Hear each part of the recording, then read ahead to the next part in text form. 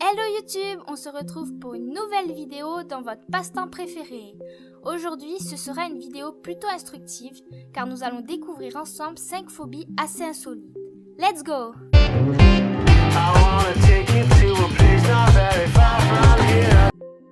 Comme vous le savez, étant plus de 7 milliards d'êtres humains sur Terre, il n'est pas étonnant que la liste des phobies soit assez longue.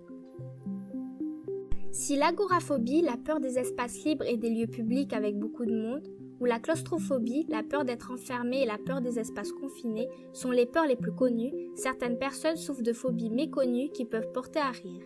Elles peuvent être très handicapantes au quotidien. Elles ont des noms presque imprononçables et sont sans doute des cas extrêmement isolés, mais ces phobies existent bel et bien et doivent pas mal pourrir la vie de ceux qui les ont.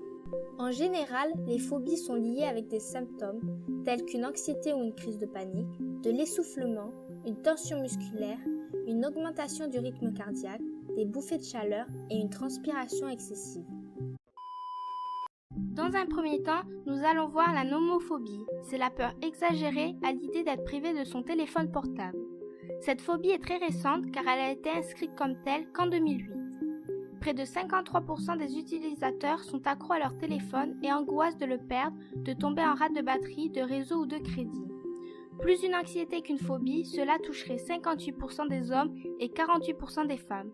Mais je suis certaine que ces taux ont considérablement augmenté ces dernières années. All right, we're doing the reveal. His name's Jack.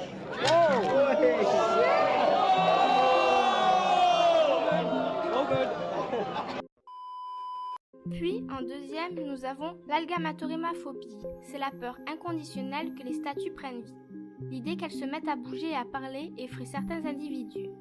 Les personnes atteintes de ce syndrome sont terrorisées à la vue d'une statue ou d'un mannequin, effrayées de les voir s'animer, se mettre en mouvement.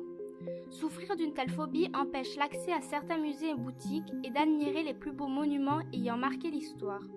Cette phobie va parfois si loin que les personnes atteintes ont également peur de les voir sur une photographie ou dans un film.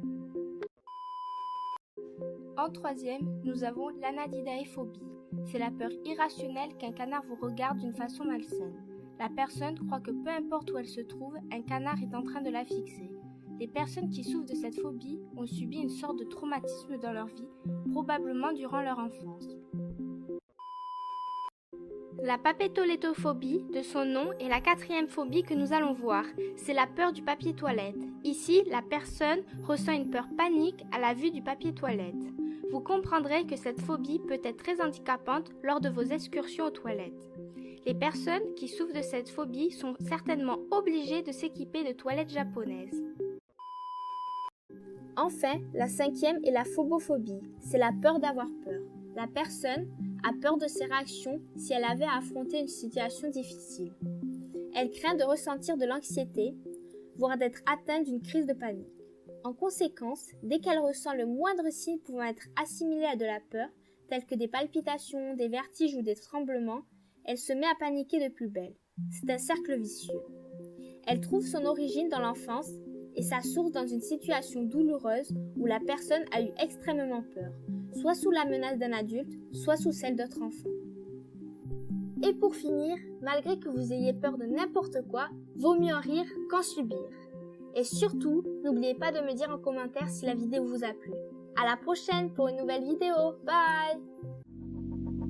Let it go, make my body go. Take our bodies higher and higher.